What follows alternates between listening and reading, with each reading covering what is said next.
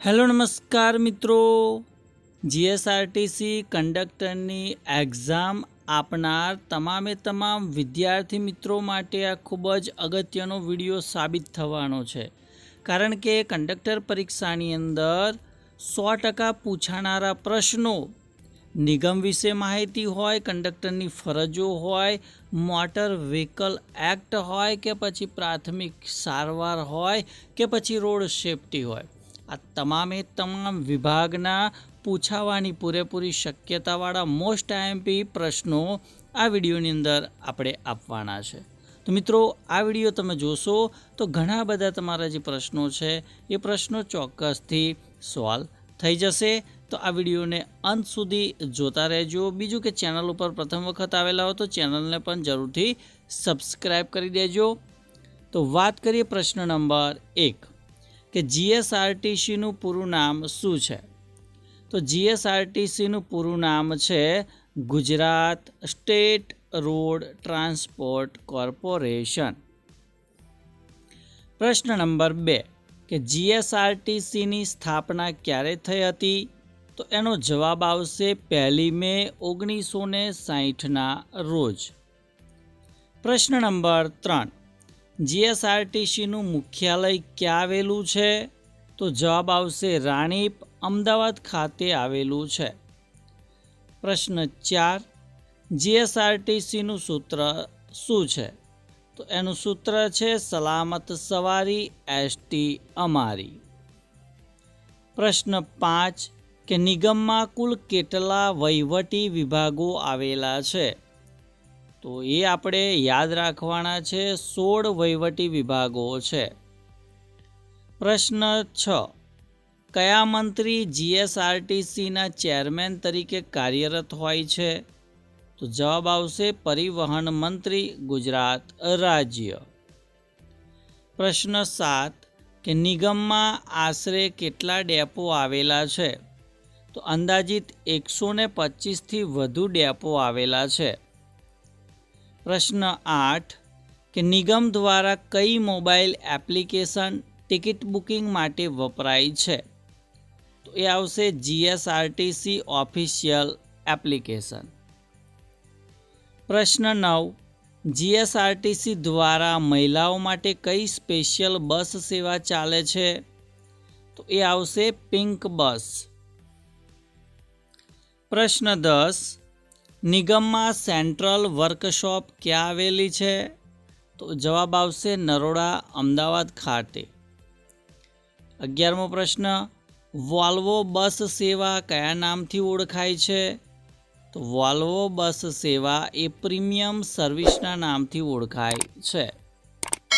12મો પ્રશ્ન કે જીએસઆરટીસીમાં online ticket માટે કઈ વેબસાઇટ છે? વેબસાઇટ છે www.gsrtc.in. પ્રશ્ન 13 નિગમનું સર્વોચ્ચ પદ કયું છે? તો એ આવશે મેનેજિંગ ડિરેક્ટર એટલે કે એમડી. પ્રશ્ન 14 જીએસઆરટીસીમાં કયા કાર્ડ દ્વારા મુસાફરીમાં રાહત મળે છે? તો એ આવશે પાસ અથવા કન્સેશન કાર્ડ. પ્રશ્ન 15 નિગમમાં કંડક્ટરની ભરતી માટે લઘુત્તમ શૈક્ષણિક લાયકાત કેટલી હોય છે? તો જવાબ આવશે ધોરણ 12 પાસ. પ્રશ્ન 16 એસટી નિગમ કયા ધારા હેઠળ કાર્ય કરે છે? તો જવાબ રહેશે રોડ ટ્રાન્સપોર્ટ કોર્પોરેશન એક્ટ 1950. પ્રશ્ન 17 કઈ બસ સેવામાં ભાડું સૌથી ઓછું હોય છે? તો એ આવશે લોકલ બસ. પ્રશ્ન 18 જીએસઆરટીસીમાં એક્સપ્રેસ બસનો કલર સામાન્ય રીતે કેવો હોય છે? તો જવાબ આવશે કેસરી, સિલ્વર લાઇનિંગ સાથે. 19મો પ્રશ્ન છે કે નિગમ દ્વારા સ્લીપર કોચ બસ કયા રૂટ પર વધુ ચાલે છે? તો એ આવશે લાંબા અંતરના રૂટ પર. પ્રશ્ન 20 જીએસઆરટીસીમાં રિઝર્વેશન કેટલા દિવસ અગાઉ કરી શકાય છે? તો જવાબ આવશે 60 દિવસ અગાઉ. પ્રશ્ન 21. કંડક્ટરે ફરજ પર ચડતા પહેલાં શું પહેરવું અનિવાર્ય છે? તો જવાબ આવશે નિયત યુનિફોર્મ અને નેમ પ્લેટ. પ્રશ્ન 22. કંડક્ટર પાસે કયા દસ્તાવેજ હોવા ફરજિયાત છે? તો એ આવશે કંડક્ટર લાયસન્સ અને ફર્સ્ટ એડ સર્ટિફિકેટ. પ્રશ્ન 23. મુસાફરોને ટિકિટ આપવી એ કોની મુખ્ય ફરજ છે? તો એ આવશે કંડક્ટરની ફરજ. પ્રશ્ન 24. કંડક્ટરે મુસાફરો સાથે કેવું વર્તન કરવું જોઈએ?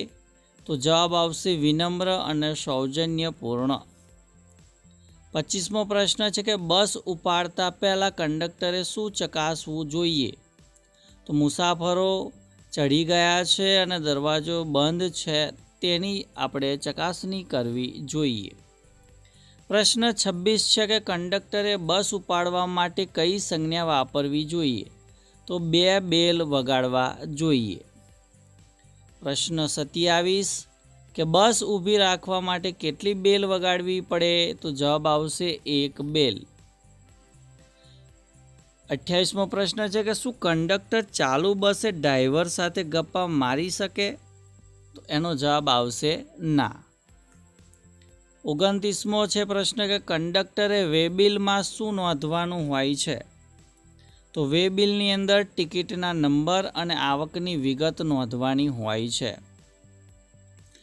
પ્રશ્ન 30 કે ફરજ દરમિયાન કંડક્ટર પાસે કયું સાધન હોવું જોઈએ? તો એ આવશે ETM એટલે કે ઇલેક્ટ્રોનિક ટિકિટિંગ મશીન.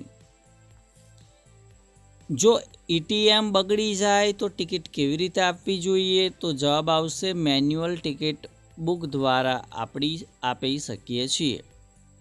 પ્રશ્ન 32. મુસાફરોના સામાનનું વજન કરી ચાર્જ લેવો એ કોની ફરજ છે? તો એ કંડક્ટરની ફરજ છે. 33મો પ્રશ્ન છે કે કંડક્ટરે બસમાં કયા મુસાફરોને અગ્રતા આપવી જોઈએ? તો એ આવશે દિવ્યાંગ, વયોવૃદ્ધ અને સગર્ભા મહિલાઓને પ્રાથમિકતા આપવી જોઈએ. 34મો પ્રશ્ન છે કે કંડક્ટરે તેના રોકડ નાણાંની મેળવણી ક્યારે કરવી જોઈએ? તો જવાબ રહેશે દરેક ટ્રીપના અંતે. પ્રશ્ન 35મો છે કે શું કંડક્ટર મુસાફરને ટિકિટ વગર મુસાફરી કરાવી શકે? તો જવાબ આવશે ના, તે ગુનો બને છે. 36મો પ્રશ્ન છે કે માર્ગમાં અકસ્માત થાય ત્યારે કંડક્ટરની પ્રથમ ફરજ શું છે? તો જવાબ આવશે ઈજાગ્રસ્તોને મદદ કરવી અને પોલીસ અથવા તો ડેપોને જાણ કરવાની છે. 37મો પ્રશ્ન છે કે ભાઈ કંડક્ટરે રૂટ બોર્ડ ક્યારે બદલવું જોઈએ? તો જવાબ રહેશે રૂટ શરૂ થતાં પહેલાં. 38મો પ્રશ્ન છે કે ETMનું પૂરું નામ શું છે? તો ETMનું પૂરું નામ આવશે ઇલેક્ટ્રોનિક ટિકિટિંગ મશીન. 39મો પ્રશ્ન છે કે બાળકો માટે અડધી ટિકિટ કઈ વય મર્યાદામાં હોય છે? તો 5 થી 12 વર્ષના છોકરાઓ હોય તો એના માટે અડધી ટિકિટ લેવી પડે છે. પ્રશ્ન 40 કે 5 વર્ષથી ઓછી ઉંમરના બાળક માટે ટિકિટ દર શું હોય છે? તો 5 વર્ષથી ઓછી ઉંમરના જે બાળકો છે એના માટે કોઈ ટિકિટ હોતી નથી, એટલે કે નિઃશુલ્ક હોય છે. પ્રશ્ન 41 કે કયા મુસાફરોને 100% ભાડામાં મુક્તિ મળે છે? તો જવાબ આવશે અંધ અને સંપૂર્ણ દિવ્યાંગ વ્યક્તિઓને. 42મો પ્રશ્ન કે જો મુસાફર ટિકિટ ખોઈ નાખે તો કંડક્ટરે શું કરવું જોઈએ? તો ફરીથી ટિકિટ લેવા માટે આપણે એને જણાવવું જોઈએ. 43મો પ્રશ્ન છે ગ્રુપ બુકિંગમાં ભાડામાં કેટલી રાહત મળી શકે? તો 10% રાહત મળી શકે છે. પ્રશ્ન 44 કે વોલ્વો બસમાં લગેજ ફ્રી મર્યાદા કેટલી હોય છે? તો એ 25 થી 30 કિલો હોય છે. 45મો પ્રશ્ન છે કે કંડક્ટરે પંચિંગ મશીનનો ઉપયોગ ક્યારે કરવો પડે? તો જ્યારે મેન્યુઅલ ટિકિટ આપવાની હોય ત્યારે. પ્રશ્ન 46 છે કે રિઝર્વેશન ચાર્જ ક્યારે લેવામાં આવે છે? તો સીટ અગાઉથી બુક કરાવતી વખતે. પ્રશ્ન 47 કે કયા પ્રકારની બસમાં કંડક્ટર હોતા નથી?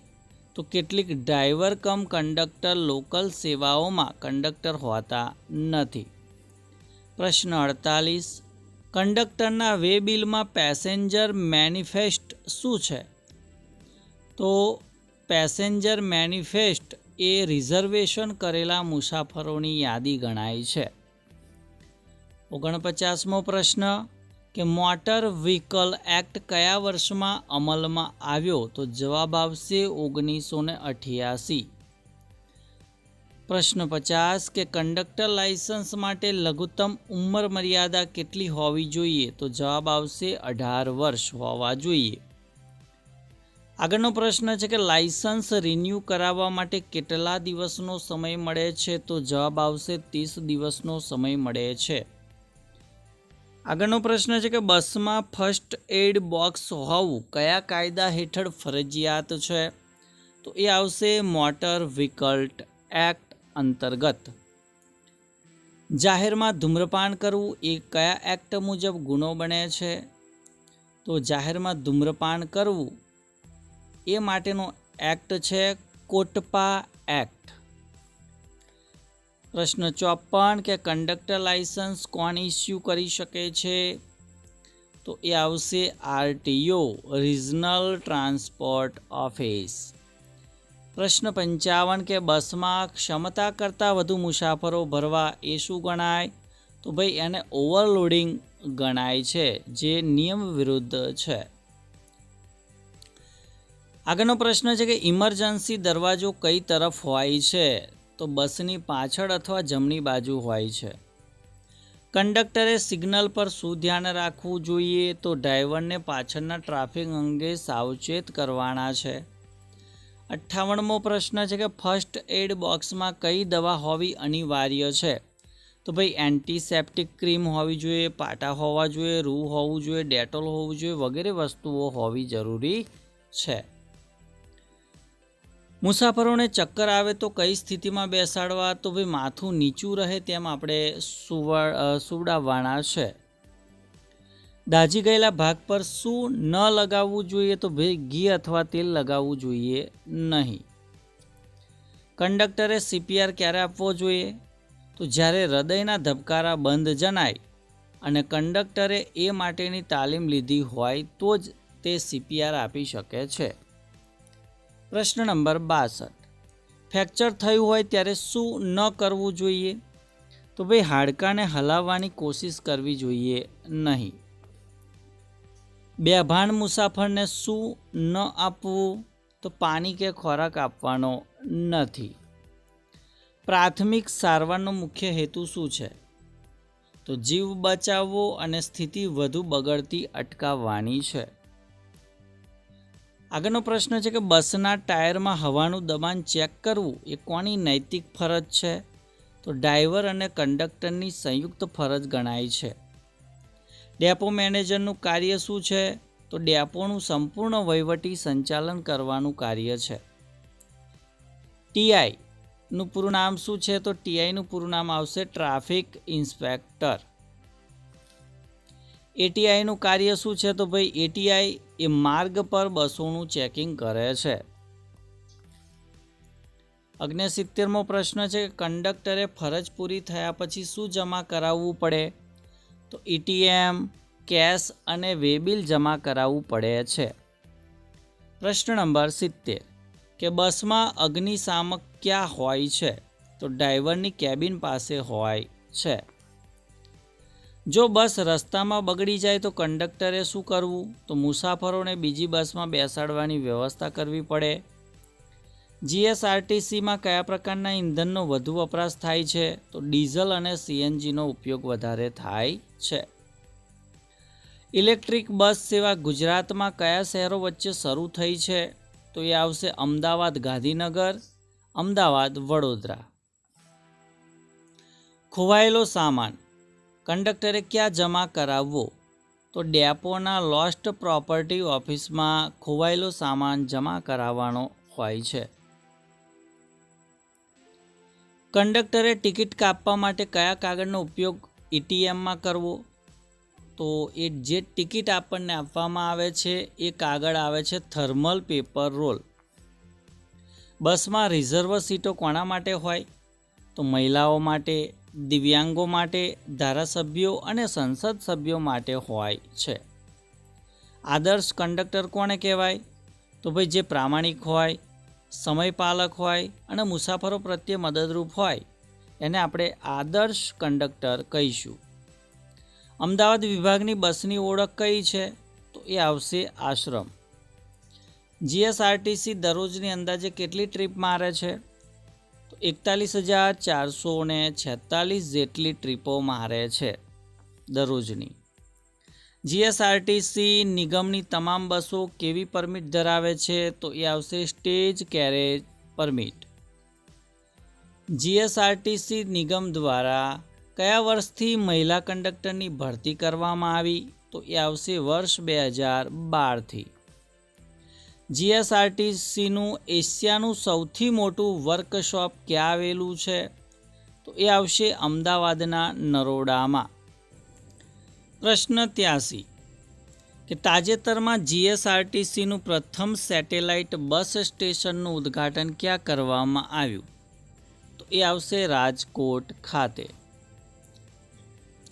દરરોજ રાત્રે કેટલા વાગ્યા સુધી ઓનલાઈન બુકિંગ બંધ કરવામાં આવે છે? આ મોસ્ટ આઈએમપી પ્રશ્ન કહેવાય કે રાત્રે 11:50થી 12:20 સુધી ઓનલાઈન બુકિંગ બંધ કરવામાં આવે છે.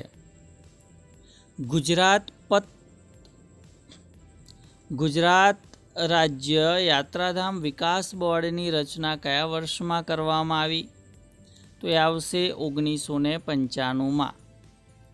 અકસ્માતને લગતા ગુના માટેની સજા કઈ કલમમાં દર્શાવેલ છે?